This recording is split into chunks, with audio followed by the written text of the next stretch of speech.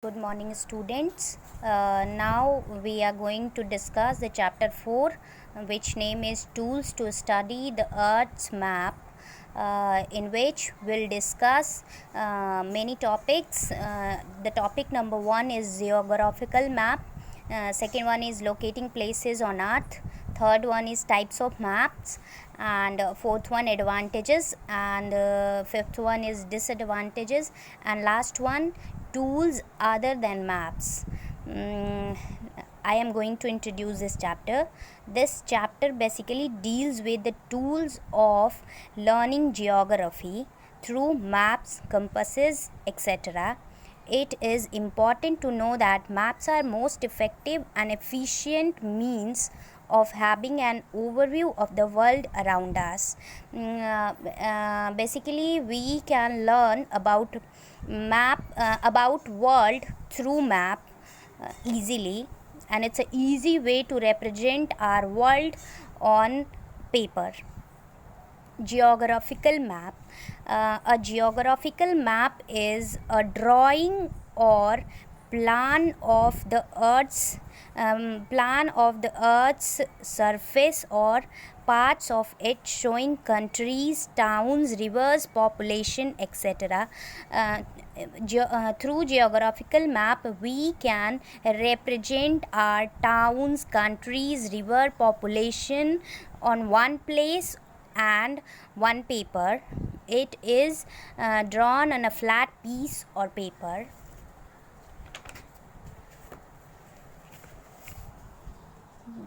The purpose of preparing a map is to show things as they actually are.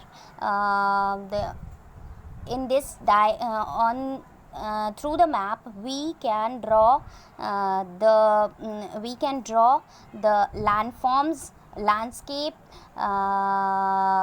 population, through figures and shapes on one paper. That is why we use map. Scales of map shows the portion of the earth's surface much smaller than they actually are. We know how our earth is large and how our world is, but on paper we can represent much smaller scale. That is why we use scales of map. The scale of map shows the ratio between the 2 points of ground and their corresponding distances on map. We know the distance on ground is much larger, and but we use a scale from that we can easily represent that distances on map easily, and that scale is known as representative scale. For example, if we use 1 kilometer on ground, that is equals to 1 centimeter on map. It shows the scale on map. You should remember the representative factor. This is called representative factor. Locating places on earth. You have studied in chapter 2 that an imaginary grid is used to pinpoint the location any places on the earth. As we have discussed earlier in chapter 2, that imaginary grid is used to locate places on the earth. This grid is made up of imaginary line called parallels or parallels of latitude and meridians of longitude. As we have discussed that latitude is horizontal line, and imaginary line parallels to that horizontal line is called parallels, and that is called vertical line, and it's a longitude, and parallel to that the lines parallel to longitude or vertical lines is called meridians. Symbols and shades. a simple coding system has been developed to represent the feature shows on a map. Besides the conventional symbols, colors and shades are used to show certain features. For example, blue color is used for water bodies.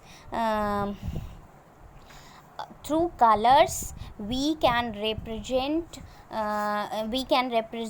water bodies and many things on map, and we can easily understand through that symbols and colors. That is why we use symbols and shades on map. Types of maps.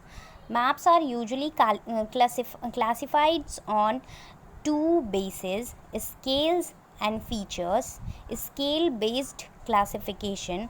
On the basis of scales, maps are of two types: small scale maps. Small scale maps is that maps on which the area covered is large but it shows less details. That is why it called small scale. Though it covered the area, it has area covered is large but it has less details. That is why this map is called small scale maps. And on the other hand, the large scale map has covered area is small but it shows the more details. That is why the map is called large scale map. And you should always remember these two maps and these 2 points. Features based classification.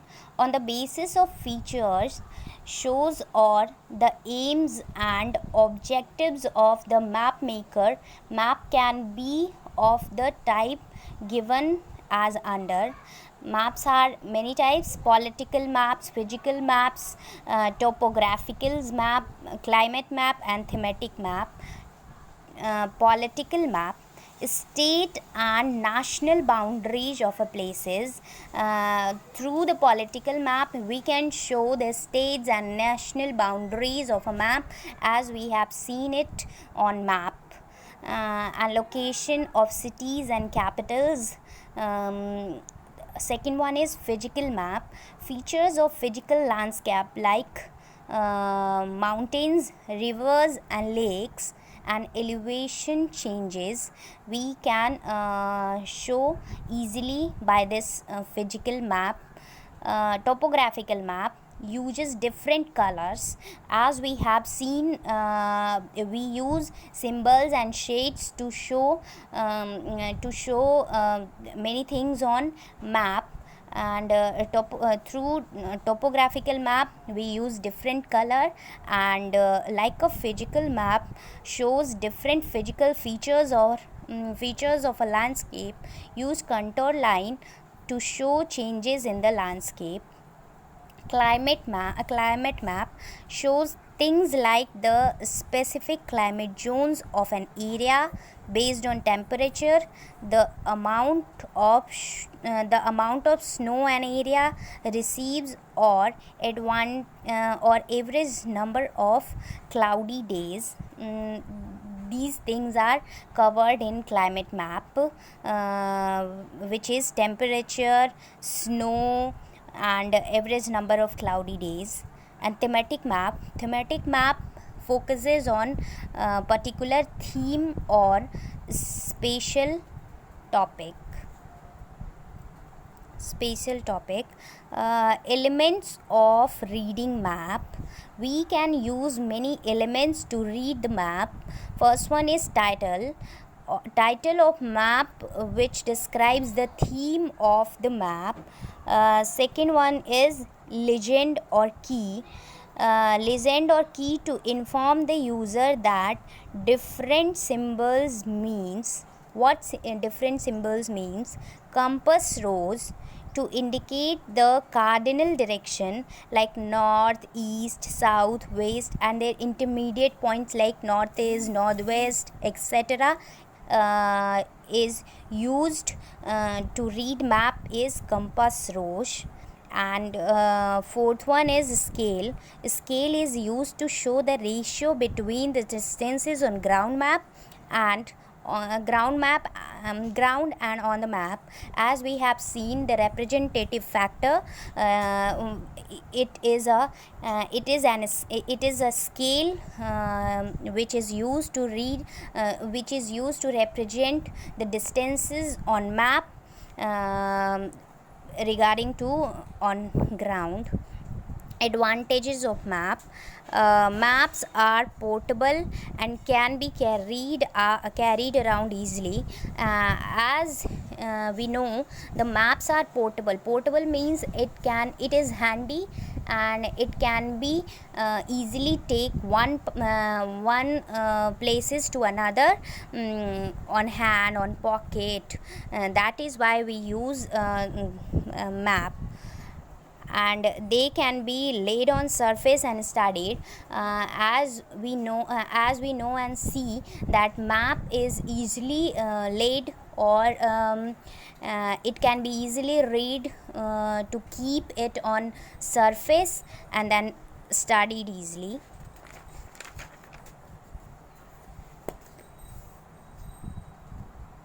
They can be scaled to see the whole world or just a town.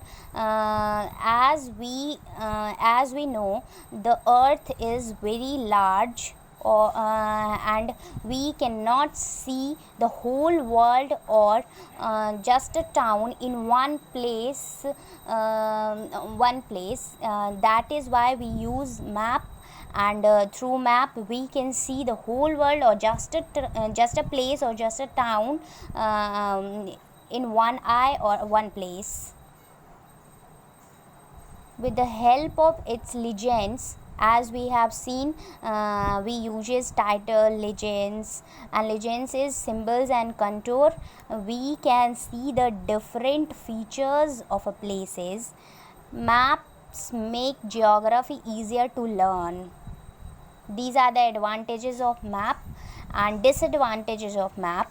Maps distort the shape and size of landforms.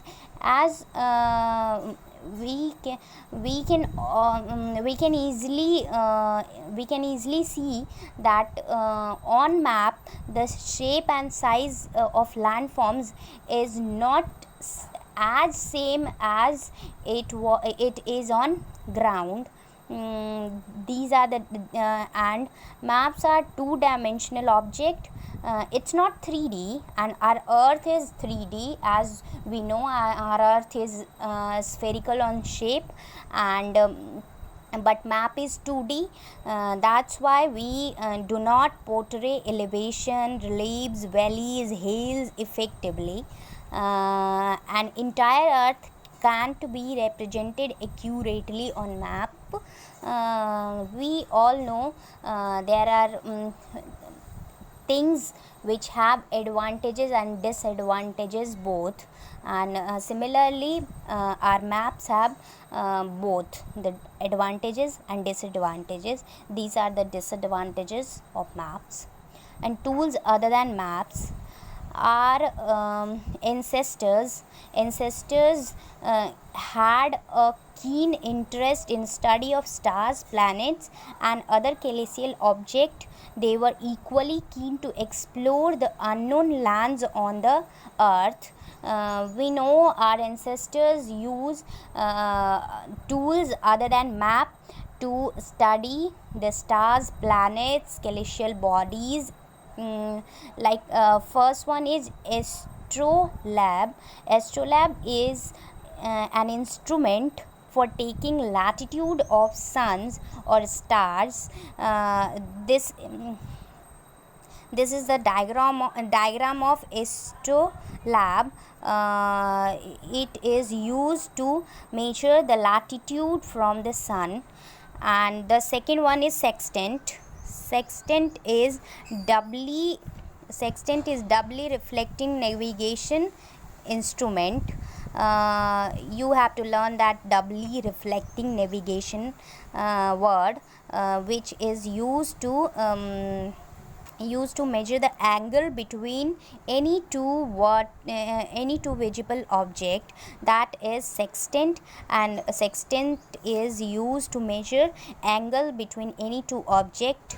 And the principle of instrument was first implemented around 1730 by John Hadley and Thomas Godfrey. Jacob's staff